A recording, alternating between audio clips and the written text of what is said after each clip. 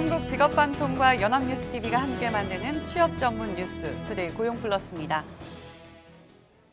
내년도 최저임금을 결정하기 위한 최저임금위원회 심의가 시작됐지만 근로자위원회 전원 불참에 반쪽에 그쳤습니다. 더욱이 노동계는 최저임금법 개정안에 대한 헌법 소원을 내며 강경 대응을 예고했습니다. 조성혜 기자의 보도입니다.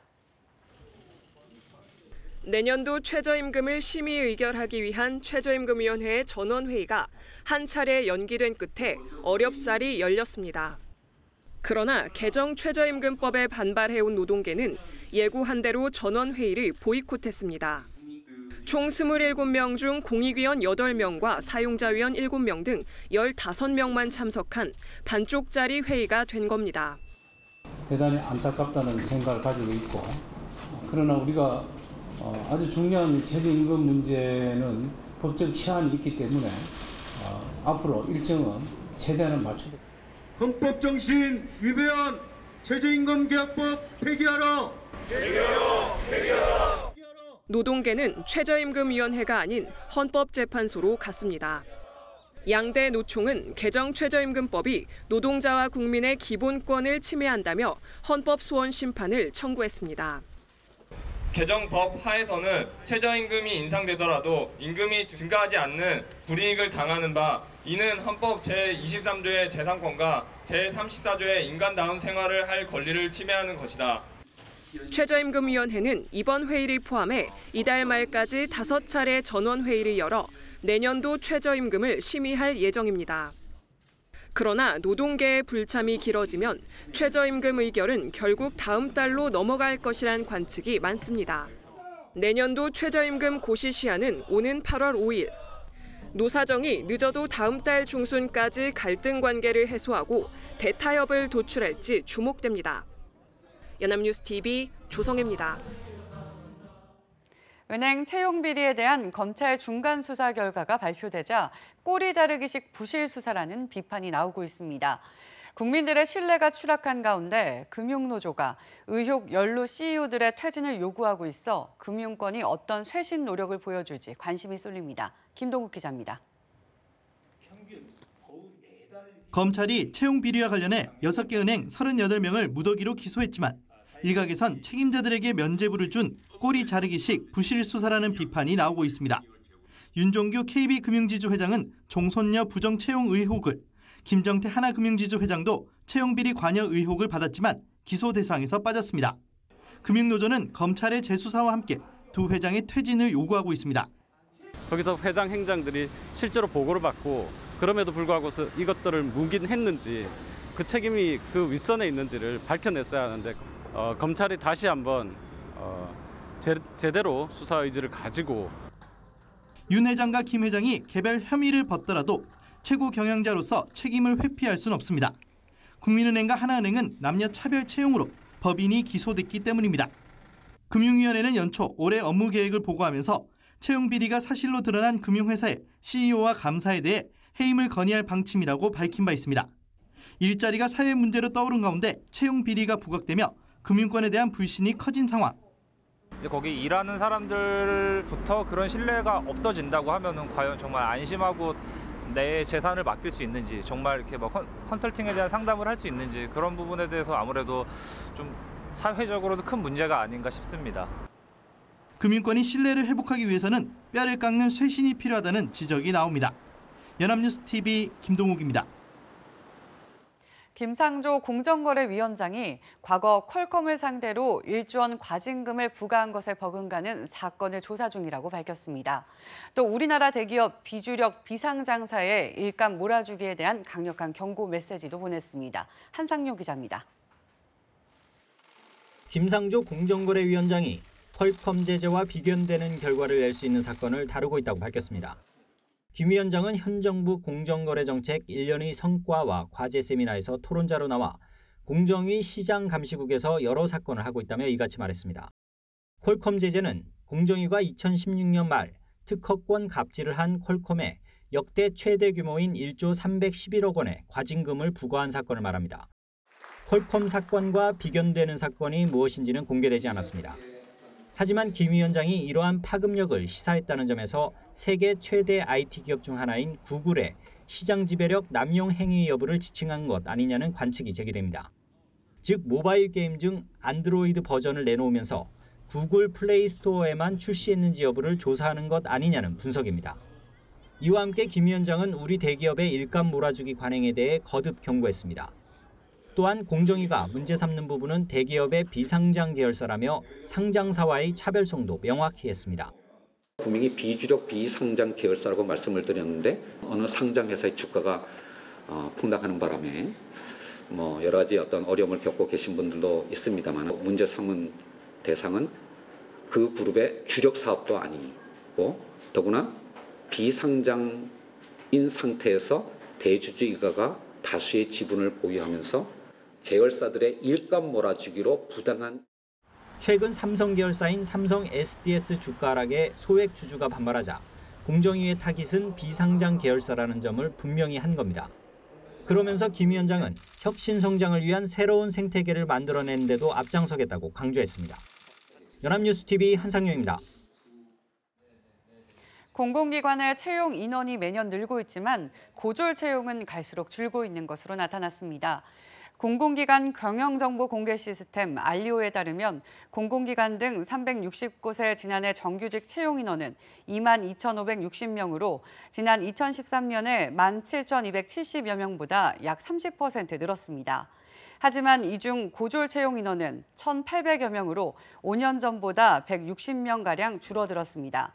또 전체 공공기관의 68%인 247개 기관은 정규직 채용자 중 고졸이 전혀 없는 것으로 조사됐습니다. 가족 간 갈등을 유발하는 주요 원인은 경제적 문제인 것으로 나타났습니다. 한국보건사회연구원이 지난해 성인 3,800여 명에게 지난 1년간 가족과 다툼이나 갈등을 경험한 적이 있냐고 질문한 결과 경제적 문제로 인한 갈등 경험이 20%로 가장 높았습니다. 그 다음으로 많이 지목된 갈등 원인으로는 자녀 양육, 교육, 가사 분담, 취업, 실업이 뒤를 이었습니다. 소득과 직결되는 취업, 실업과 경제적 문제를 합치면 경제적 이유로 가족 간의 갈등을 경험한 비율은 모두 28%에 달했습니다. 포스코는 국민기업이란 평가에 걸맞지 않게 정권 교체 때마다 회장이 바뀌고 회장 선임 때마다 잡음이 적지 않습니다. 이번에도 마찬가지인데요. 최종 후보 선출은 임박했는데 깜깜이 선출이란 비판에 정치권에 보이지 않는 손이 작용하는 게 아니냐는 의혹까지 불거지고 있습니다. 배삼진 기자입니다. 주주 추천 10명을 포함해 당초 20여 명까지 거론됐던 포스코의 차기 회장 후보는 이제 6명까지 줄었습니다. 그런데 정작 선별된 6명 후보에는 관료 등 철강 산업이나 기업 경영과는 무관한 인사도 포함됐습니다. 내부에서는 정치권과 친한 A씨가 유력하다거나 막판에 헤드 헌팅사가 추천한 B씨가 가능성이 있다는 얘기가 도는 등 미확인 소문에 뒤숭숭한 분위기입니다. 여기에 선출 과정을 외부로 알리지 않는 깜깜이 선출로 논란은 확대되는 양상입니다. 후보자 선출을 맡고 있는 승계 카운슬은 명단을 밝히지 않는 것이 공정성을 높이고 불필요한 외압을 차단하는 길이라고 설명했지만 반론이 만만치 않습니다. 일각에선 11% 가까운 지분을 가진 일대 주주 국민연금을 고리로 또다시 정치권이 개입하려는 조짐이라며 비판하는 목소리가 나오고 최근 외부 후보 3명이 추가된 것이 특정 후보 지명을 위한 수순이라는 루머에 전임 회장들의 개입설까지 불거졌습니다. 전임 회장들이 간섭하지 않는 구조고 승계 카운슬에 일반 국민들이 납득할 수 있는 분들로 다시 구성이 돼야 되고 회장을 뽑는 과정이 낱낱이 공개되어야. 회장 선출을 둘러싼 잡음 속에 포스코 승계 카운슬은 이번 주 압축된 후보들을 상대로 최종 면접을 거쳐 이달 말 최종 후보 1명을 이사회에 보고할 예정입니다. 연합뉴스TV 배삼진입니다. 지난해 우리나라 국민 순자산은 전년보다 늘어나 일경 4천조 원 돌파를 눈앞에 뒀습니다. 하지만 비금융 자산, 특히 부동산의 비중은 여전히 높은 수준이고 자산 증가분의 대부분이 부동산에 의존한 것이라 우려의 목소리도 나오고 있습니다. 소재영 기자입니다. 지난해 우리나라 국부를 뜻하는 국민 순자산은 2016년보다 741조 원 늘어난 일경 3,817조 원입니다. 천원권 지폐를 이어붙여 지구를 4바퀴 넘게 돌 수 있는 천문학적인 금액. 가구당 순자산은 3억 8,867만 원으로 전년도보다 2천만 원 이상 올랐습니다. 이 같은 국부의 증가는 비금융자산 가치가 불어난 데 힘입었습니다. 비금융자산은 2007년 금융위기 이후 가장 높은 3.9%의 가격 상승률을 보이며 전년보다 811조 3천억 원 많아졌습니다. 한은은 특히 부동산 가격이 큰 폭으로 올랐기 때문이라고 설명했습니다. 실제로 부동산을 의미하는 토지자산과 건설자산의 증가분은 전체의 91.4%를 차지했습니다. 하지만 금융자산은 2016년보다 오히려 감소했습니다.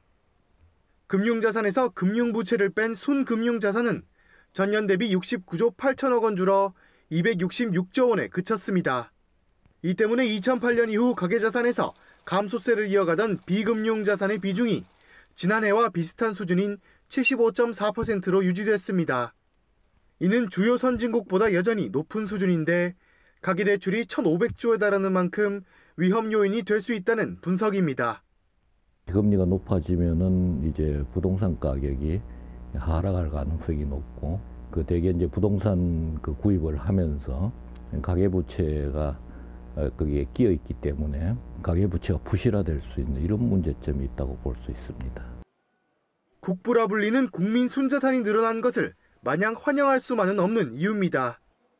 연합뉴스TV 소재영입니다. 다음 달 1일부터 건강보험이 저소득 지역 가입자의 부담을 줄이고 고소득층은 능력에 맞게 건보료를 내는 방향으로 부가체계가 개편됩니다. 이렇게 되면 건강보험 부가체계의 형평성이 개선될 것으로 정부는 기대하는데요. 어떤 변화들이 생길지 김지수 기자가 보도합니다. 다음 달부터 저소득 지역 가입자의 건강보험료 부담이 대폭 낮아집니다. 보건복지부에 따르면 다음 달 1일부터 연간 소득 500만 원 이하 지역 가입자 세대의 성, 연령 등으로 소득을 추정해 부과하던 이른바 평가소득 보험료를 폐지합니다. 그동안은 실제 소득이 없거나 적더라도 평가소득 기준 때문에 보험료 부담이 크다는 지적이 많았습니다. 특히 연소득 100만 원 이하인 저소득 지역 가입자 451만 세대는 최저보험료를 일괄 적용해 한 달에 13,100원만 내면 됩니다. 또 지역 가입자의 보유 재산과 자동차에 매기던 건보료를 낮춰서 부담을 줄였습니다. 재산보험료는 재산금액 구간에 따라 과세표준액 중 500만 원에서 1,200만 원은 공제한 뒤 부과됩니다. 자동차의 경우 배기량 1,600cc 이하 소형차, 9년 이상 사용한 자동차, 생계형으로 볼 수 있는 승합화물 특수자동차는 보험료 부과 대상에서 빠집니다. 이렇게 되면 지역 가입자 763만 세대 중 77%의 보험료가 21% 낮아집니다. 지역 가입자 589만 세대의 한 달 평균 보험료가 22,000원 줄어든다는 얘기입니다. 반면 소득과 재산이 상위 2, 3% 지역 가입자의 보험료는 오릅니다.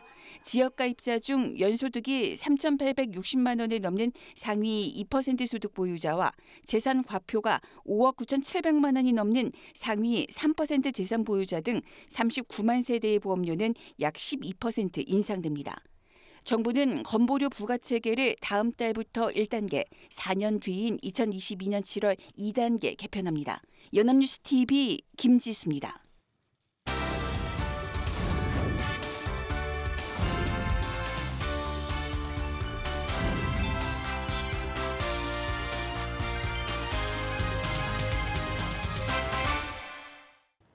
사회적으로 핫한 이슈를 키워드로 알아보는 핫 키워드 시간입니다. 안치홍 아나운서 안녕하세요. 안녕하세요. 핫 키워드 시간입니다. 7월부터 일부 기업들을 대상으로 주 52시간 근로제가 시행되는데요. 자칫 시행과 함께 일어날 수 있는 사업장의 혼선을 줄이기 위해 고용노동부에서 가이드라인을 내놨다고 합니다. 어떤 내용인지 핫 키워드에서 알아보겠습니다. 네, 상시 근로자가 300인이 넘는 대기업부터 시행이 되죠. 하지만 처음 도입되는 제도인 만큼 시행 초반에는 혼선이 클 텐데 가이드라인이 부디 좋은 참고가 될 수 있었으면 좋겠습니다. 네, 일단 노동부에서는 노동시간의 판단 기준을 사용자의 지시 유무와 직무 관련성으로 보고 있는데요. 노동부가 배포한 가이드라인인 근로시간 해당 여부 판단 기준 및 사례에는 근로시간을 근로자가 사용자의 지휘, 감독 아래 종속돼 있는 시간, 즉 노동력을 사용자의 처분 아래에 둔 실구속 시간을 의미한다고 정의하고 있습니다. 다시 말하자면 근로자가 사용자의 지휘 감독에서 벗어나 자유롭게 이용이 보장된 시간만 휴게 시간으로 인정하고 있다는 겁니다. 그런데 저렇게만 들어서는 여전히 어렵게 느껴지는데 혹시 구체적인 예도 제시가 되어 있나요? 네, 다행스럽게도 가이드라인에는 구체적인 사례도 제시가 되어 있는데요. 예를 들어 경비원이 야간 순찰 중에 휴식을 취하거나 혹은 고시원 총무가 근무 시간에 공부를 하는 상황이라면 이것은 대기 시간에 해당해서 근로시간으로 인정된다고 합니다. 방문자가 찾아오는 시간이 정해져 있지 않기 때문에 경비원이나 고시원 총무는 휴식을 하더라도 자리를 지키고 있어야 하기 때문인데요. 이 때문에 잠시 휴식을 취하더라도 일을 한 것이라고 판단할 수 있다는 얘기죠. 네, 일리가 있네요. 그럼 근무 시간에 커피를 마시거나 담배를 피우며 상사와 업무 얘기를 하는 경우도 있잖아요. 이런 것도 근로시간에 해당된다고 할 수 있을까요?